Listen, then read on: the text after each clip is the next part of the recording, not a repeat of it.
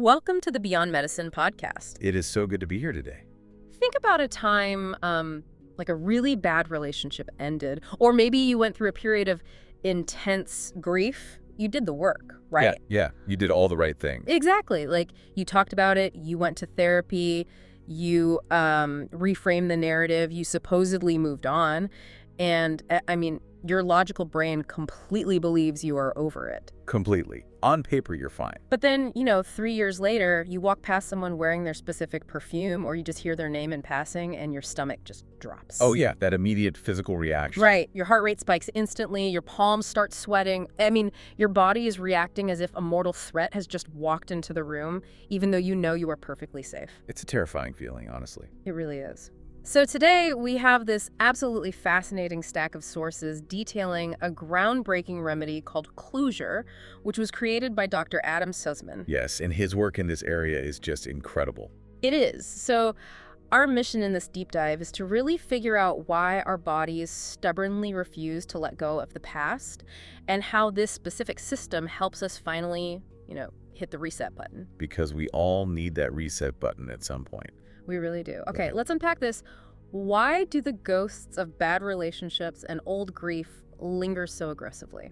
Well, it fundamentally comes down to a massive cultural misunderstanding of where trauma actually lives. Okay, what do you mean by that? We have this tendency to treat unresolved grief, or like bad breakup, as a purely narrative problem. Like, it's just a story in our heads. Right, exactly. We think the issue lives in our thoughts, in the story we tell ourselves about what happened. So naturally, we try to fix it with more thoughts. Which usually means talking about it over and over. Yeah, but the clinical observations emerging from Dr. Suzman's work show us something entirely different. Trauma does not live in your conscious thought. It lives physically inside your body. Wow. The sources use a phrase to describe this that really caught my eye. They call it solidified emotion.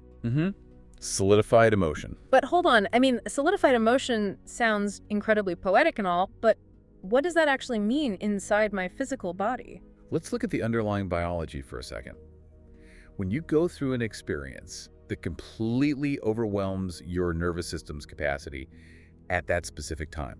Like a sudden loss or something. Yeah, a sudden loss or even a toxic environment you just can't escape. Your body initiates a survival response. Yeah. The fight or flight system pumps you full of cortisol and adrenaline. Right, getting ready to fight the tiger. Exactly. But if you can't fight and you can't run away, the nervous system basically gets short-circuited. It shifts into a freeze response. Oh, so you're just stuck there. You're stuck. That immense surge of survival energy has nowhere to go. It doesn't magically dissipate. It literally gets paused and stored in your tissues. Wait, literally in the tissues? Yes, in your muscle tension and your vagal nerve tone. As a physical reflex. That is solidified emotion. It's basically an incomplete biological process. So, it's almost like a computer running a massive background application. Oh, that's a good way to look at it. You know when your laptop is acting incredibly sluggish, the fan is just screaming, the battery's draining? And you look at the desktop and nothing is open. Yes.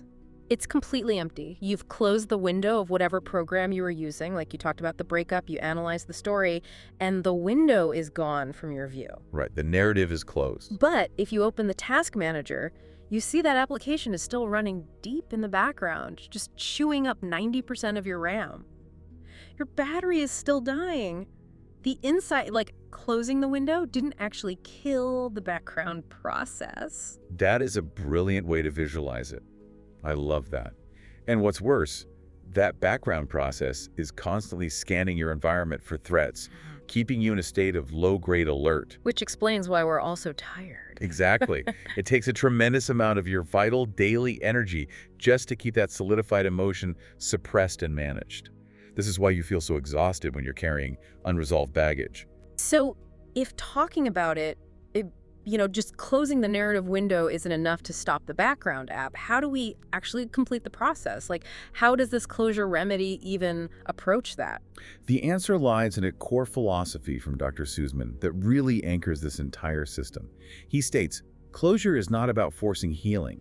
It is about creating the conditions in which healing can finish itself. Creating the conditions. I really like that And framing. it's powerful, isn't it? It is, because it implies the body already knows exactly what to do. It just needs the right environment. Exactly. The body wants to heal. But looking at the stack of sources, this is where I really need you to help me, because the ingredients in this closure remedy are, well, they're unconventional. They definitely step outside the standard medical paradigm. Yeah, they do. The active components are listed as potentized plants, minerals, mantras, and holy waters. Now, I have to push back here for a second. Go for it. For a listener who is used to standard mechanistic medicine, taking a chemical pill to block a specific chemical receptor in the brain, this sounds dangerously close to magic. I completely understand why someone would think that. Right. So how do things like chanted mantras and potentized minerals actually function on a biological or energetic level without being, weird? What's fascinating here is that we aren't talking about magic at all. We are looking at highly targeted, science-backed vibrational technologies. Okay, vibrational technologies. Yes. To understand this rationally, you have to remember that before your body is a soup of chemicals, it is a network of electrical and vibrational signals. Oh, right, like the electrical impulses in the brain and nervous system. Precisely. At a cellular level, your nervous system operates on frequency. These ingredients act as what the sources describe as karmic medicines. Wait, karmic medicines? I literally just asked for a biological explanation to avoid sounding weird, and you're giving me karma. I know. Just bear with me. Walk me back here. How does an energetic frequency or a chanted mantra actually talk to a physical nerve? It's a completely fair challenge. Let's ground it purely in physics and somatic resonance. Sound and vibration have a direct physical impact on matter, right? Right, like feeling the bass at a concert. Exactly. A mantra isn't just a nice, calming thought. It is a specific, sustained acoustic frequency. Your vagus nerve, which acts as the main superhighway of your parasympathetic nervous system. The rest and digest system. Yes, that nerve connects directly to your vocal cords and your inner ear. Oh, wow. I don't realize that physical connection was so direct. It's very direct.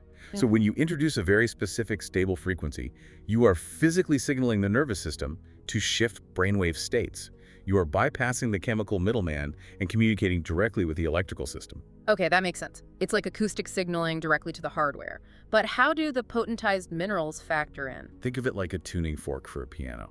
Oh, hey, a tuning fork. When a piano is out of tune, you don't fix it by pouring chemicals on the strings, right?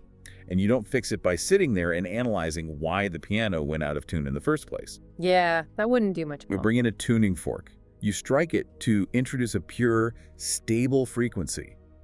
Through the physical law of sympathetic resonance, the strings inside the piano will naturally begin to vibrate and align with that pure frequency. Oh, I see where this is going. Right. So the potentized minerals and plants in the closure remedy act as these tuning forks. They provide a new, stable acoustic blueprint for the nervous system. Tuning forks for the nervous system. You introduce the pure note so the out-of-tune nerves basically have something to align to. That's the core of it, yes. The sources note that these vibrational remedies set up archetypal forms of confidence and accomplishment. So it's not fighting the trauma. Not at all. Yeah. Instead of going to war with the old trauma, the body is given a gentle, persistent reminder of what it actually feels like to be secure and free from stress. It gives the nervous system a new standard to work off. Okay, so you introduce this new tuning fork, but let's play this out in reality. Sure. If my waking mind is absolutely terrified of a memory, I'm going to fight that tuning fork, right? Like, my ego is going to step in, I'm going to put my armor right back on, and I'll reject the new frequency. That is exactly what happens. So how does this remedy actually get past my conscious resistance to do the heavy lifting? That is the exact hurdle that talk therapy often hits. And it brings us to a biological workaround that is incredibly elegant.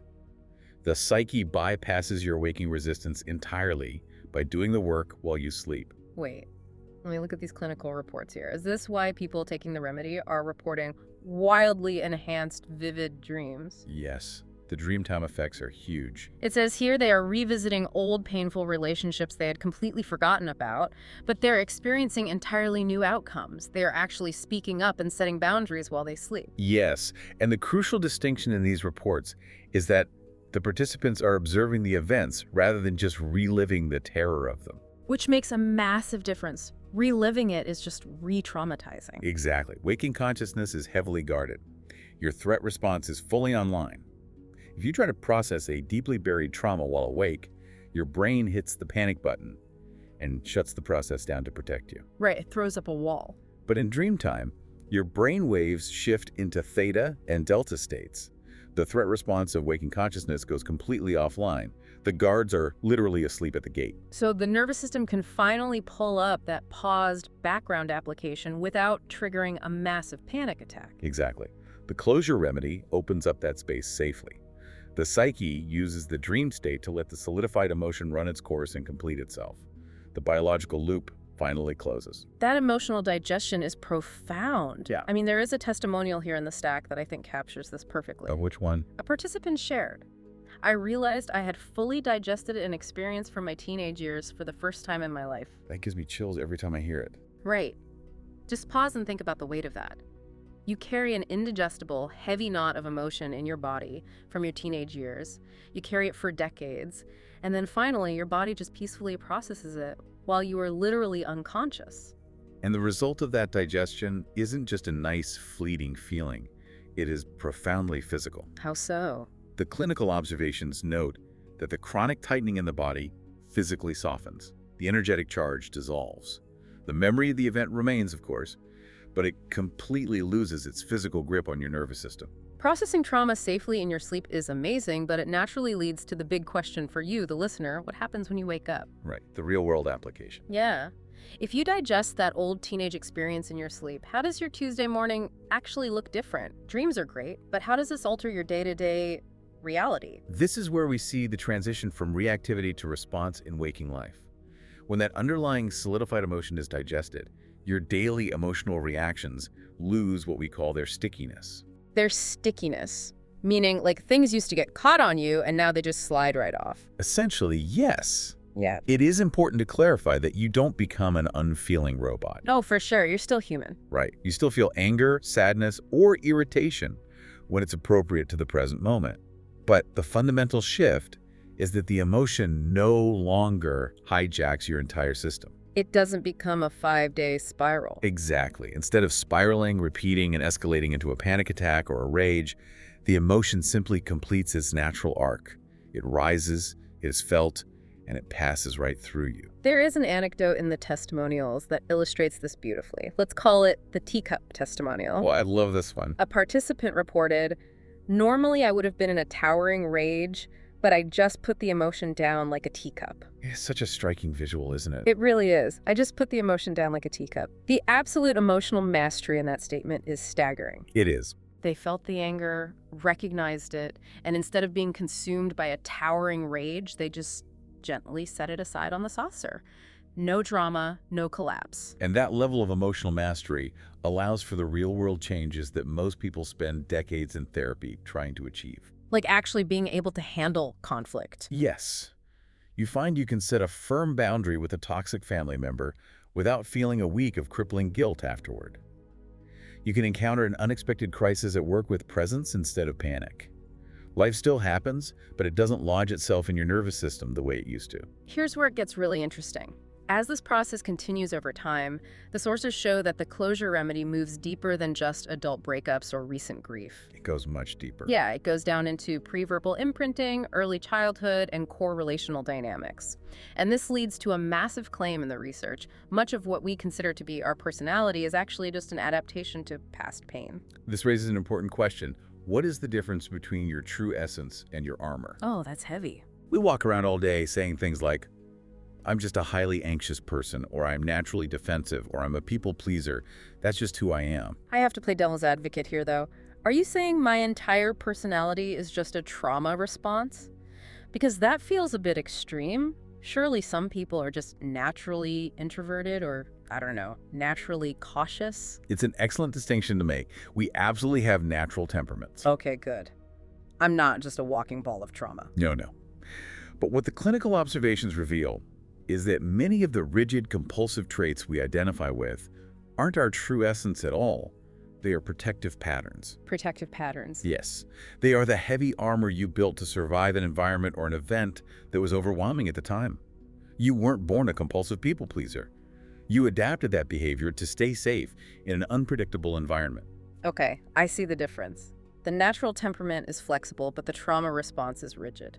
We build an entire identity around the armor. Exactly. And when the solidified emotion that necessitated those adaptations is finally dissolved by the closure remedy, those patterns lose their purpose. Because there's nothing left to protect against. Right. They become irrelevant to your current survival.